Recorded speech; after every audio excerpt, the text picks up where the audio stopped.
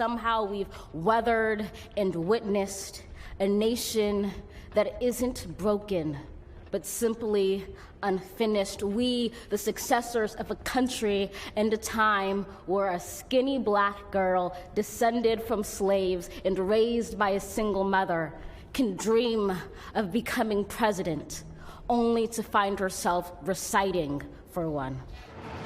Oh my gosh. Okay, we're having the wave. We have all the feels. Who could forget those words? That's, of course, Amanda Gorman.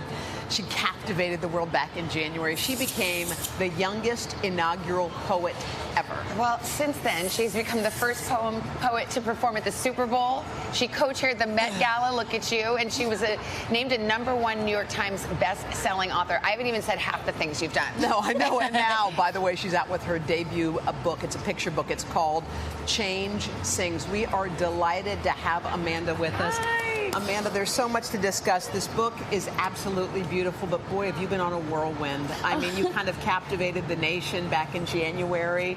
Just how has this ride been for you up to this point? Thank you so much for having me. It's such an honor to be here today. And I've just been riding the roller coaster, enjoying it. You know, it hasn't even been a year yet, and I'm looking back and my life has changed. So I'm just so grateful for all of it. It's incredible. Actually, I was thinking the same thing. I'm like, was that just 9 months ago? Exactly. Yeah. And so much has happened. Chairing the Met Gala, you're a Harvard grad. You were the cover of Vogue. How do you even handle such a whirlwind and such an overwhelming amount of attention and success that fast? I'm very fortunate. I have family and friends who keep me grounded and remind me of who I am. And what often I think about is writing for me is always home. So it doesn't matter if I go to the moon and back. Whenever I pick up a pen, I'm where I belong, where I need to be, and that helps keep me planted firmly on the ground. For those who don't know your backstory, I mean, you had to overcome a speech impediment. Yes. I mean, you had poetry in your heart and soul forever, but speaking the words was a big deal and was a difficult thing to overcome. So I just thought about you because I was Googling you right before you went on, and I thought, look at her standing there in front of the world, really, and saying those words. How did you overcome that?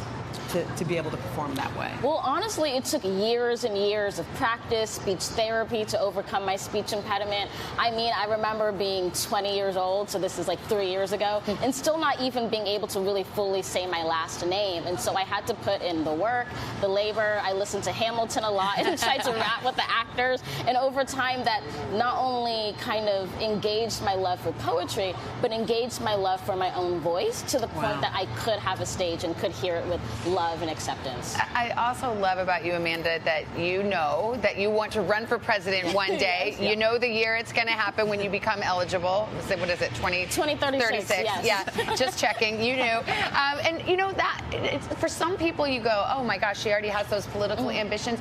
Where did that dream come from? And why do you want to be president? That's a great question. I mean, I remember being around 11 years old, and I was in class talking very passionately, as I do, about things I wanted to change in the world, and my teacher said to me, quite jokingly, ha ha ha, you should run for president. And I said, yes, I should. And so it became this ambition where, for me, it means that the hopes that I have for making the world a better place, I have to think more expansively beyond poetry. It's not just writing, it's doing right as well. And if I can do that while changing political institutions, changing the quality of life in my own home country, I think that's a great extension of poetry. You're doing it right now. This book, Change Sings, is, by the way, the prose is beautiful. The pictures are amazing.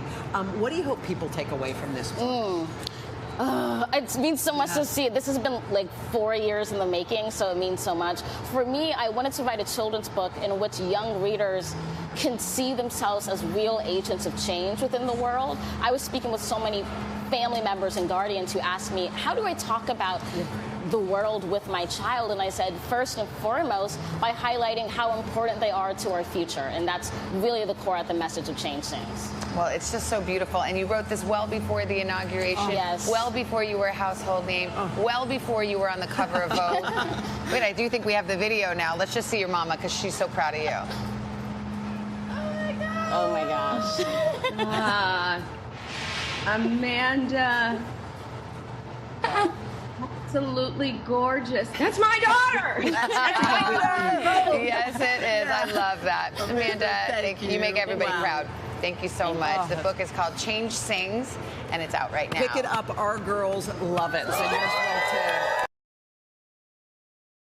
Hey, thanks for watching our YouTube channel. Find your favorite recipes, celebrity interviews, uplifting stories, shop our favorite deals, and so much more with the Today app. Download it now.